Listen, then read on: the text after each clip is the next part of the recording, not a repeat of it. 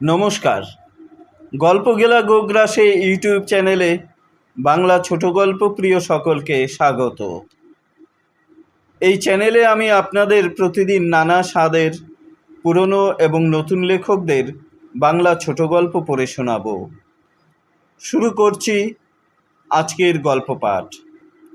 শুধু দর্শক শ্রোতা, এর আগের ভিডিওতে আমি আপনাদের কবিগুরু রবীন্দ্রনাথ ঠাকুরের বিখ্যাত ছোট গল্প ছুটি পড়ে শুনিয়েছি। আজ এই গল্পের দ্বিতীয় পর্ব তথা শেষ অংশ আপনাদের পড়ে শোনাব। শুধু দর্শক শ্রোতা, দয়া করে জানাতে ভুলবেন না আমাদের এই প্রচেষ্টা আপনাদের কেমন লাগছে। লাইক, শেয়ার এবং কমেন্ট করতেও ভুলবেন না। তাহলে শুরু করা যাক কবিগুরু রবীন্দ্রনাথ ঠাকুরের ছুটি গল্পের দ্বিতীয় তথা শেষ অংশ। শুধু দর্শক শ্রোতা, এই গল্পে ব্যবহৃত সাধু ভাষাকে আমি চলিত ভাষায় রূপান্তরিত করে পাঠ করছি।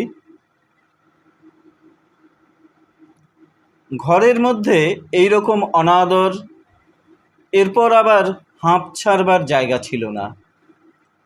দেওয়ালের মধ্যে আটকা পড়ে কেবলই তার সেই গ্রামের কথা মনে পড়ত। প্রকাণ্ড একটা ঢাউস ঘুড়ি নিয়ে বোঁ বোঁ শব্দে উড়িয়ে বেড়াবার সেই মাঠ, তাইরে নাইরে নাইরে না করে উচ্চস্বরে স্বরচিত রাগিনী আলাপ করে অকর্মণ্যভাবে ঘুরে বেড়াবার সেই নদী তীর, দিনের মধ্যে যখন তখন ঝাঁপ দিয়ে পড়ে সাঁতার কাটবার সেই সংকীর্ণ স্রোতস্বিনী, সেই সব দলবল, উপদ্রব, স্বাধীনতা এবং সর্বোপরি সেই অত্যাচারিণী অবিচারিণী মা অহর্নিশ তার নিরুপায় চিত্তকে আকর্ষণ করত। জন্তুর মতো এক প্রকার অবুঝ ভালোবাসা, কেবল একটা কাছে যাবার অন্ধ ইচ্ছা, কেবল একটা না দেখে অব্যক্ত ব্যাকুলতা, গোধূলি সময়ের মাতৃহীন বাছুরের মতো কেবল একটা আন্তরিক মা মা ক্রন্দন, সেই লজ্জিত সংকীর্ণ শীর্ণ দীর্ঘ অসুন্দর বালকের অন্তরে কেবলই আলোড়িত হতো। স্কুলে এত বড় নির্বোধ এবং অমনোযোগী বালক আর ছিল না। একটা কথা জিজ্ঞেস করলে সে হাঁ করে চেয়ে থাকতো।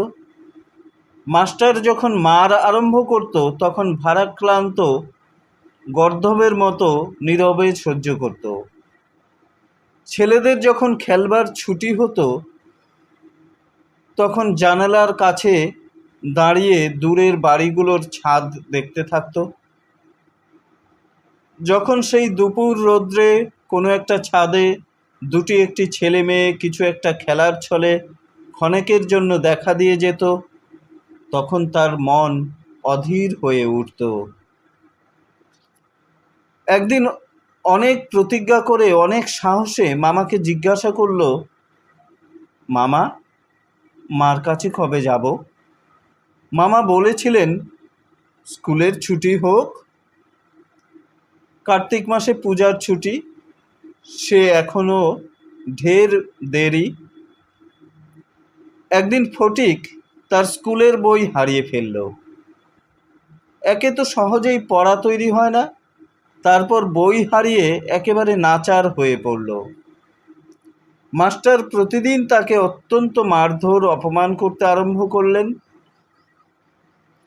স্কুলে তার এমন অবস্থা হলো যে তার মামাতো ভাইরা তার সঙ্গে সম্বন্ধ স্বীকার করতে লজ্জাবোধ করত। এর কোনো অপমানে তারা অন্যান্য বালকের চেয়েও যেন বলপূর্বক বেশি করে আমোদ প্রকাশ করত। অসহ্য বোধ হওয়াতে একদিন ফটিক তার মামির কাছে নিতান্ত অপরাধীর মতো গিয়ে বলল, বই হারিয়ে ফেলেছি।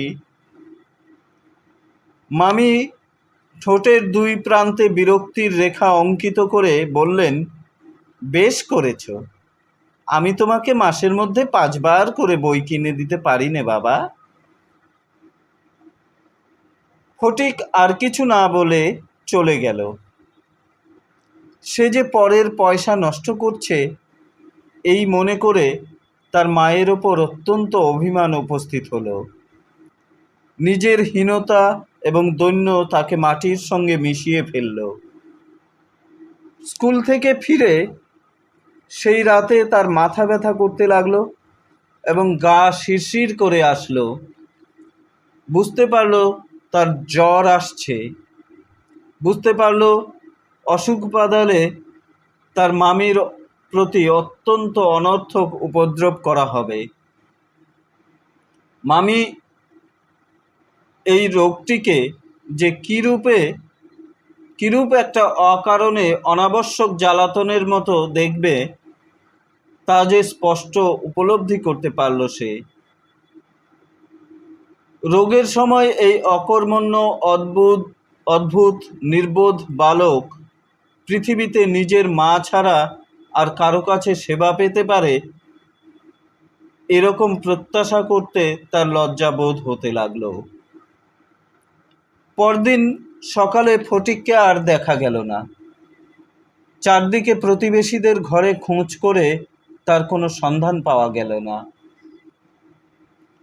সেদিন আবার রাত হতে মুষলধারে শ্রাবণের বৃষ্টি পড়ছে। সুতরাং তার খোঁজ করতে লোকজনকে অনর্থক অনেক ভিজতে হলো।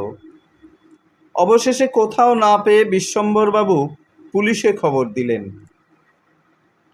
সারা দিনের পর সন্ধ্যার সময় একটা গাড়ি এসে বিশ্বম্বরবাবুর বাড়ির সম্মুখে দাঁড়ালো। তখন ঝুপঝুপ করে অবিশ্রাম বৃষ্টি পড়ছে। রাস্তায় 1 হাঁটু জল দাঁড়িয়ে গিয়েছে। দুজন পুলিশের লোক গাড়ি থেকে ফটিককে ধরাধরি করে নামিয়ে বিশ্বম্বরবাবুর নিকট উপস্থিত করলে। তার আপাদমস্তক ভেজা, সর্বাঙ্গে কাদা, মুখ চোখ লাল রং ধরেছে, থরথর করে কাঁপছে। বিশ্বম্বরবাবু প্রায় কোলে করে তাকে অন্তঃপুরে নিয়ে গেলেন।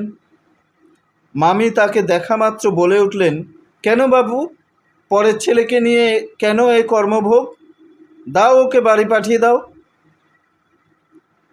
বাস্তবিক সমস্ত দিন দুশ্চিন্তায় তার ভালো রূপে আহারাদি হয়নি এবং নিজের ছেলেদের সঙ্গেও না হোক অনেক খিটমিট করেছেন।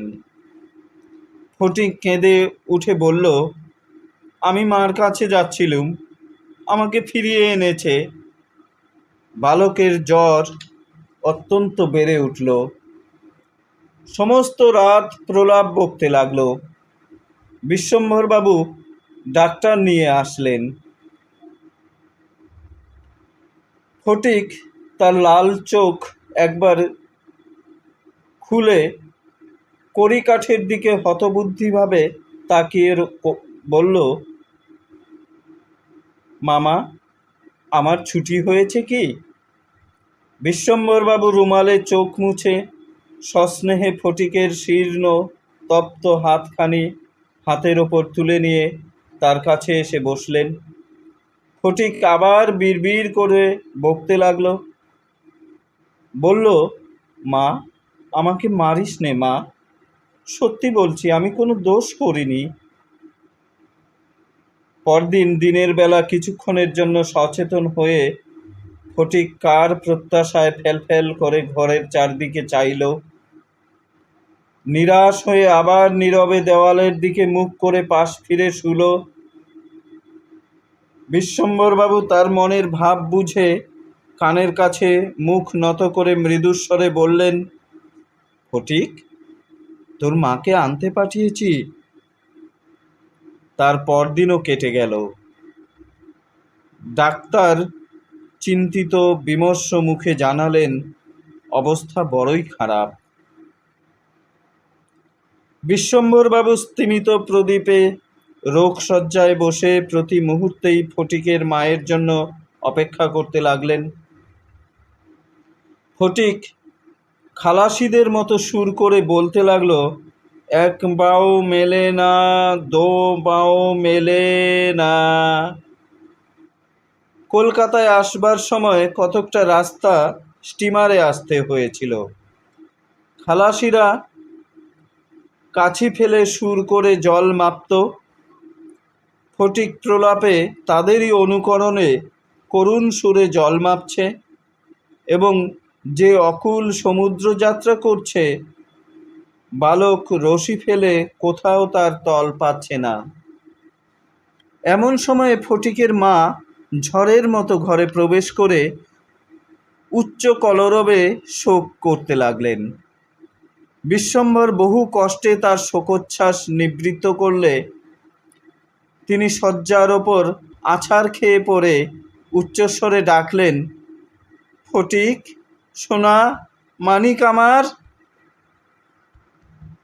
ফটিক যেন অতি সহজেই তার উত্তর দিয়ে বলল, অ্যাঁ? মা আবার ডাকলেন, ওরে ফটিক, বাপধন রে।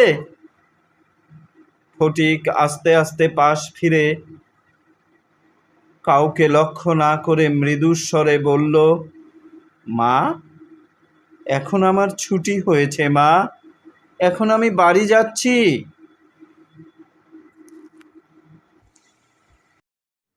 সুধী দর্শক শ্রোতা, শেষ হলো রবীন্দ্রনাথ ঠাকুরের ছোট গল্প ছুটি। সুধী দর্শক শ্রোতা, আবার আগামীকাল আপনাদের জন্য আরও একটি বিখ্যাত ছোট গল্প নিয়ে হাজির হব। ততক্ষণ পর্যন্ত আপনারা সবাই সুস্থ থাকুন, ভালো থাকুন।